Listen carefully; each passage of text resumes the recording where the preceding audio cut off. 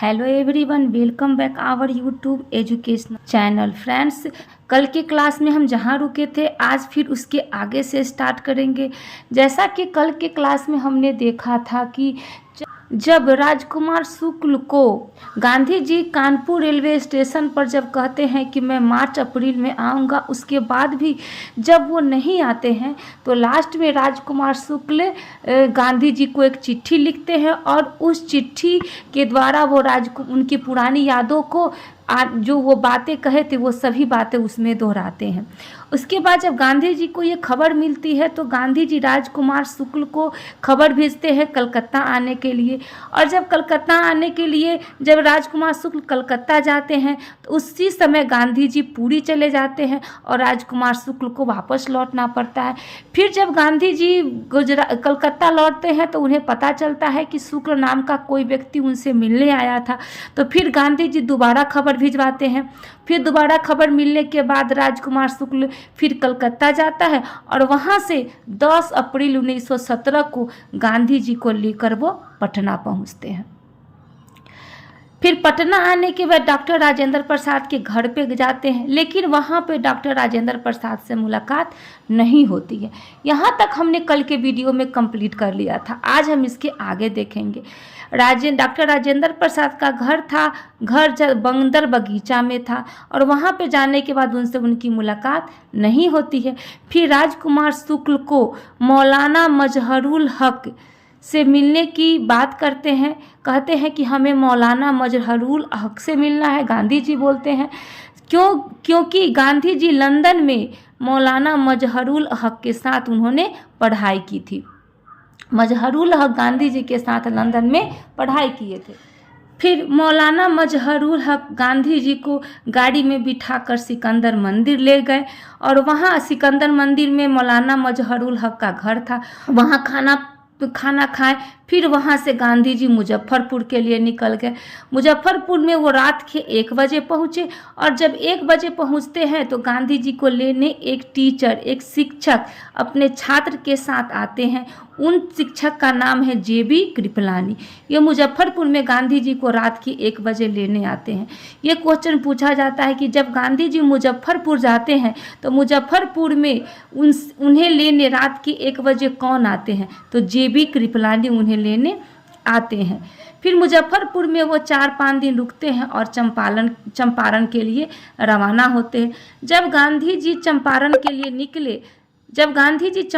लिए निकलते हैं तब गांधी के साथ बहुत बड़े बड़े नेता भी हुआ करते थे, जो नेता गांधी जी के साथ उनके संघर्ष में साथ हुआ करते थे। तो उनमें से कुछ महत्वपूर्ण नेता के नाम बार बार एग्जाम में पूछे जाते हैं कि चंपारण सत्याग्रह में गांधी जी के साथ निम्नलिखित में से कौन नेता शामिल नहीं थे। ऐसे क्वेश्चन पूछे जाते हैं BPSC में और लगभग कई बार क्वेश्चन पूछा गया है। तो यहाँ पे लगभग 10 नाम दिया गया है। 10 नाम आपको ध्यान में रखने होंगे। पहला महात्मा गांधी तो स्वयं थे ही, महात्मा गांधी। दूसरा महादेव देसाई। तीसरा नरहरि पारेख। चौथा अनुग्रह नारायण। पांचवा मजहरुल हक। छठा ब्रजकिशोर सिन्हा। सातवां डॉक्टर राजेंद्र प्रसाद। आठवां शंभू शरण शर्मा।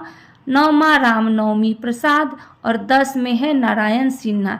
यहाँ पे 10 नाम दिए गए हैं। 10 नाम आपको दिमाग में रखने होंगे और इससे एग्जाम में क्वेश्चन बार बार पूछे ही जाते हैं।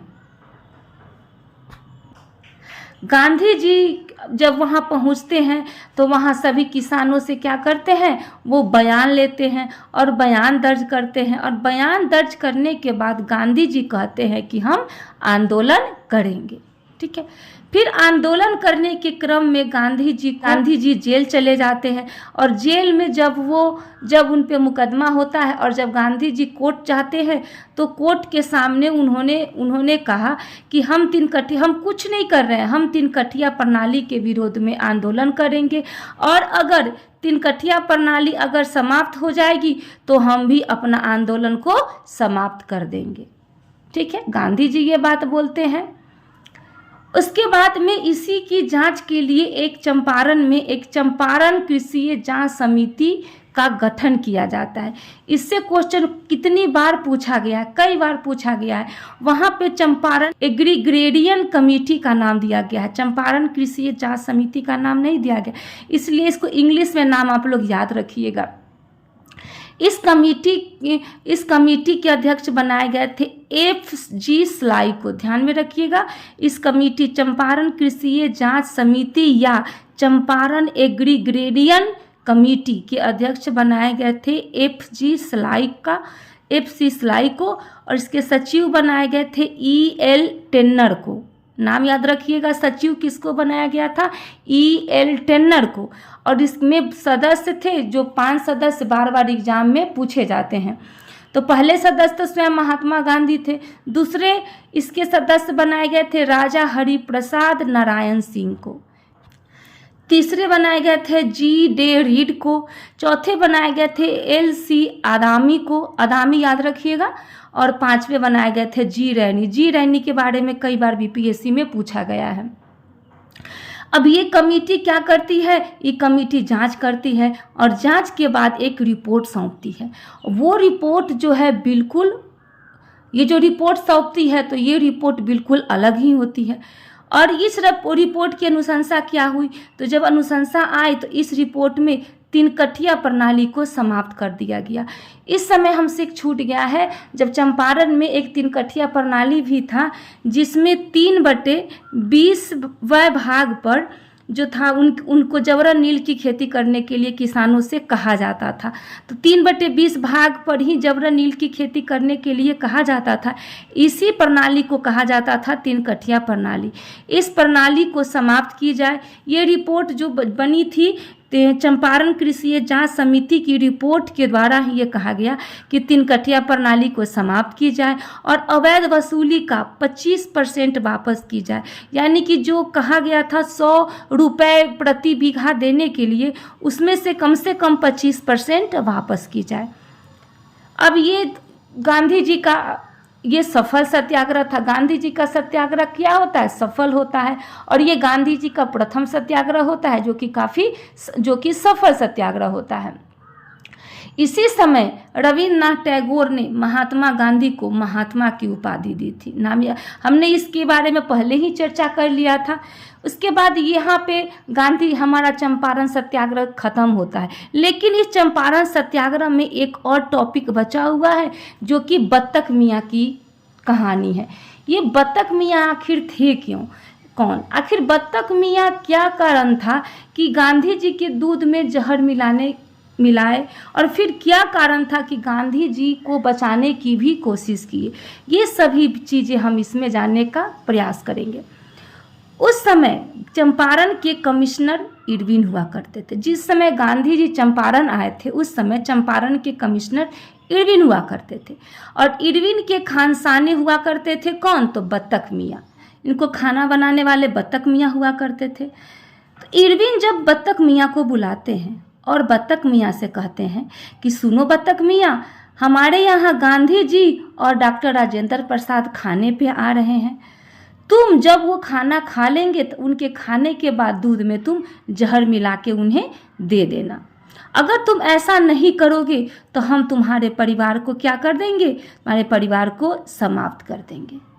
कौन बोलते हैं? ये जो है इरविन बोलते हैं बत्तख मियाँ से कि अगर तुम हमारी बातों को नहीं मानोगे, जो तुम्हारा परिवार जो हमारे कब्जे में है, हम तुम्हारे परिवार को समाप्त कर देंगे। तो आखिर क्या कारण था कि इरविन गांधी जी को मारना चाहता था? ये सपोज डैट ये बिहार का नक्शा है। बिल्कुल बिहार का नक्शा सही तरीके से नहीं बन पाया है, लेकिन ये बिहार का, सपोज कीजिए कि ये बिहार का नक्शा है। बिहार के जो दक्षिण पश्चिम भाग है, दक्षिण पश्चिम इलाका, यहाँ पे उस समय क्या हो रहा था? तो इस समय हिंदू मुस्लिम दंगा हो रहा था। एकदम ध्यान से बात को समझिएगा। हिंदू मुस्लिम यहाँ पे दंगा हो रहा था इस क्षेत्र में, दक्षिण पश्चिम क्षेत्र में। और गांधी जी कहाँ आए थे? गांधी जी चंपारण, यानी कि इस क्षेत्र में गांधी जी पहुँचे थे। ठीक है। इसी स्थिति में इरविन जानता था कि अगर चंपारण में गांधी जी आए हैं और गांधी जी की हत्या अगर चंपारण में हो जाती है अगर गांधी जी की हत्या अगर चंपारण में हो जाती है तो, और गांधी जी की हत्या एक मुसलमान यानी अगर बत्तख मियाँ से करा देते हैं तो पूरा बिहार, ये जो पूरा जो बिहार है, ये टोटल बिहार हिंदू मुस्लिम दंगों की भेद में चढ़ जाएगा और हम लोग फिर से मजबूती के साथ खड़े हो जाएंगे। और ये इनकी योजना हुआ करती थी। समझ में आया? यही कारण था कि इरविन गांधी जी को मारना चाहता था। अब यहाँ राउंड टेबल लगा, टेबल पर यहाँ कौन बैठे? तो यहाँ बैठे इरविन। ये टेबल लगा और इस टेबल पर यहाँ बैठे इरविन, यहाँ बैठे गांधी जी और यहाँ बैठे डॉक्टर राजेंद्र प्रसाद। ठीक है, तीनों बैठते हैं। जब खाना खाने के बाद जब बत्तख मियाँ आते हैं इस टेबल के पास, तो यहाँ आने के बाद इन्होंने एक गिलास दूध की एक गिलास रख दी टेबल पे। चूँकि बत्तख मियाँ ये जानते थे कि गांधी जी कितना अच्छा काम कर रहे हैं, ऐसी स्थिति में बत्तख मियाँ ने धीरे से डॉक्टर राजेंद्र प्रसाद को कहा कि दूध में जहर बा। जैसे ही ये बात डॉक्टर राजेंद्र प्रसाद सुने कि दूध में जहर बा, जो डॉक्टर राजेंद्र प्रसाद थे वो केहूनी से उस गिलास को मारकर नीचे गिरा दिए। जब गिलास जमीन पर गिरा तो उसी समय बिल्ली दौड़ी आई और उस गिलास को चाट लिया। बिल्ली चाटते ही मर गई। डॉक्टर राजेंद्र प्रसाद समझ गए कि दूध में जहर था। ऐसा कहा जाता है कि बत्तख मियाँ ने गांधी जी की जान बचा दिए, नहीं तो गांधी जी मारे जाते। इसी सम्मान में भारत सरकार ने मोतिहारी रेलवे स्टेशन, जब आप मोतिहारी जाएंगे तो मोतिहारी रेलवे स्टेशन पर जो पीछे के तरफ से इनके नाम का एक द्वार बना हुआ है और उस पर लिखा गया है बत्तख मियाँ द्वार, जो इनके सम्मान में दिया गया है। तो ये रहा बत्तख मियाँ की कहानी। उम्मीद करती हूँ कि आपको समझ में आया होगा और इस बत्तख मियाँ की कहानी से कई बार बीपीएससी में क्वेश्चन पूछे गए हैं, तो आपका कॉन्सेप्ट क्लियर हुआ होगा। बने रहिए हमारे साथ, मिलते हैं नेक्स्ट वीडियो में नेक्स्ट टॉपिक के साथ। धन्यवाद।